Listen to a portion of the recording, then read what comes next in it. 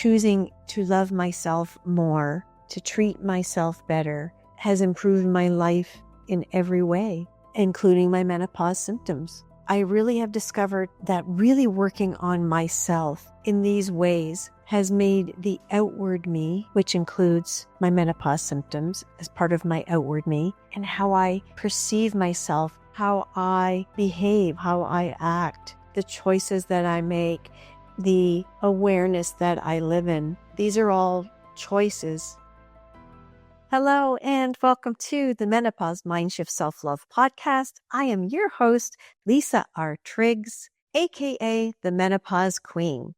So are you suffering from hot flashes during menopause? Are they keeping you up at night? Are they driving you crazy? Do you feel like your body is a furnace? Okay, I've got some tips for you. Here are some things that have worked for me to reduce and almost eliminate my hot flashes. The big thing to do to help reduce your hot flashes is reduce your stress. I occasionally still have this happen. If I'm stressed about something, I will start to feel myself getting warm and having a hot flash. And then I go, what the? And then I stop, pause, and say, okay, you know what? My body is well. I am well. Everything is fine. I am okay. Everything is okay. And then it seems to diminish. Doesn't last as long as it used to whatsoever. So reducing stress is the key thing that has worked for me in reducing my hot flashes. So here are some ways that worked for me to reduce that stress. Move that body. Okay, walk, not extremely slow. You don't want to stroll, but you don't want to be sprinting either. Do a nice pace. If you have hills, walk on those hills because that will work your glutes. Working those glutes is a great thing because those are bigger muscles. Using those bigger muscles helps you produce your own estrogen, helps you produce your own hormones naturally to help level you out. And that exercise helps you feel better mentally. You're releasing endorphins. Those are happy hormones. We want to feel happy. So move your body. Walk it 20 minutes, half hour, 15 minutes. Walk around your house. Walk up and down your stairs. Stairs are great for your glutes, for your heart, everything. Will really notice a difference. Another part of moving, of course, is to lift weights, weight train.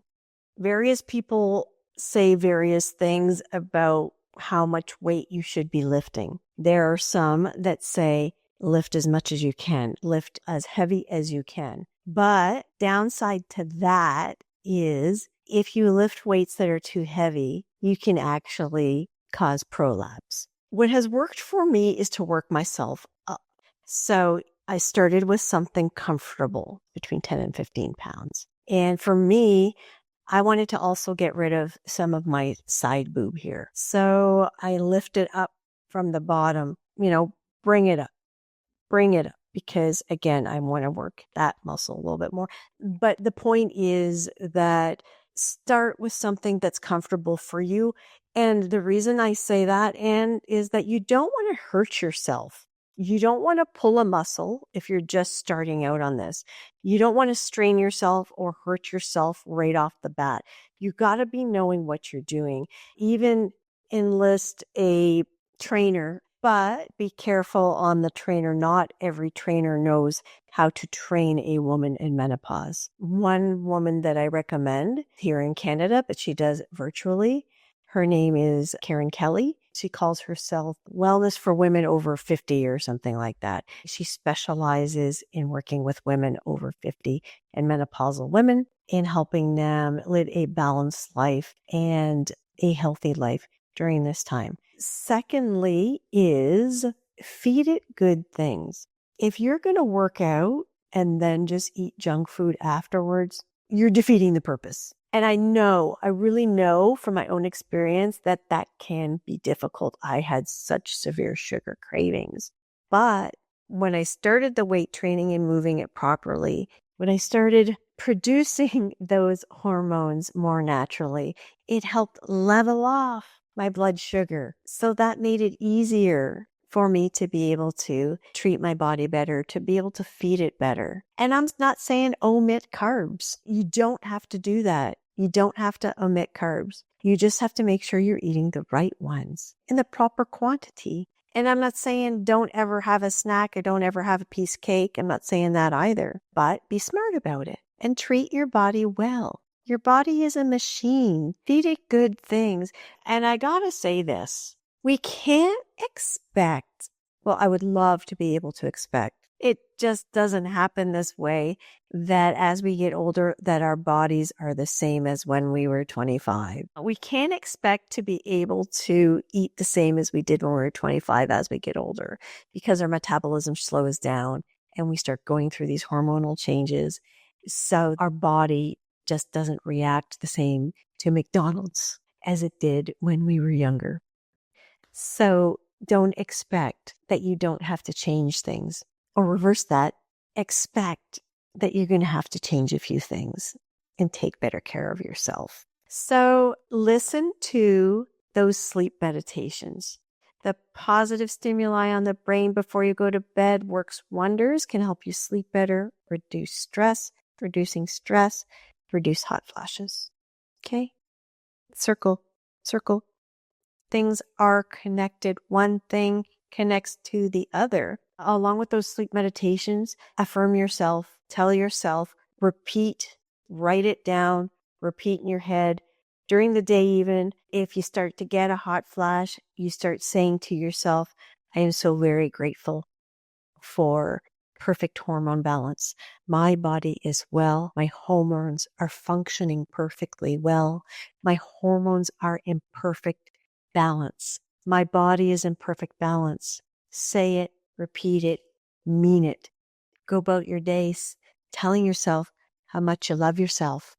This all boils down to loving yourself. If you love yourself, you're going to treat yourself well. If you love yourself, you're going to move yourself well. If you love yourself, you're going to talk to yourself well. And by doing all these things, you are loving yourself more.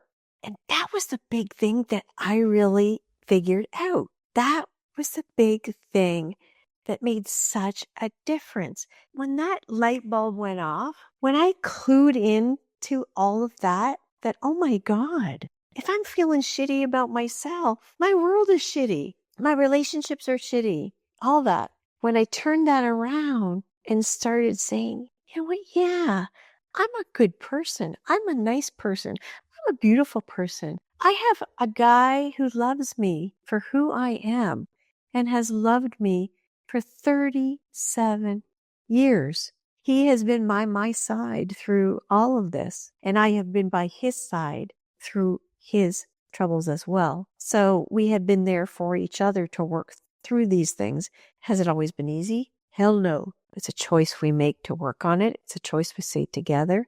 I enjoy being with this man so much, and he enjoys being with me. Then we have built a family. We have built a life together, and we continue to choose each other. So choosing to love myself more, to treat myself better, has improved my life in every way, including my menopause symptoms. I really have discovered that really working on myself in these ways has made the outward me, which includes my menopause symptoms as part of my outward me, and how I perceive myself, how I behave, how I act, the choices that I make, the awareness that I live in. These are all choices. And these choices that I have made have helped improve my life, have helped improve my symptoms. I perceive menopause as a wonderful, great learning time that has a lot of other benefits. I am super happy to not have to carry monthly stuff around with me or have any cramps or get those kind of moods or all that kind of stuff. And I would almost think that there wouldn't be a woman on the planet who wouldn't be happy to be rid of that stuff. So let's be thankful. Let's be grateful. Let's be present. Let's think of it in a different way. Let's be happy and let's go. All of this stuff, happiness reduces stress. You're not stressed when you're happy, when you're joyful, when you're vibrating high.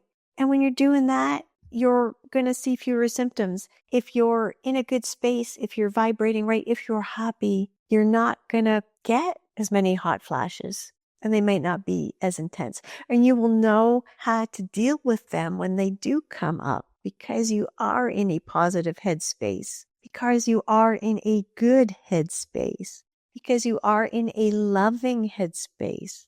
You're connecting one thing to the next that has a very positive outcome. All right. So let's recap reducing hot flashes. It still all boils down to in here. How you feel about yourself is how you're going to treat yourself. And how you treat yourself is going to affect your menopause symptoms. So reduce stress.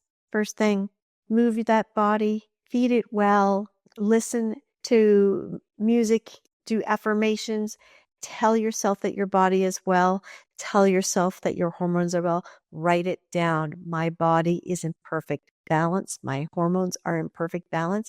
And you mean it. Command that body. My hormones are in perfect balance now and always. My hormones are functioning perfectly.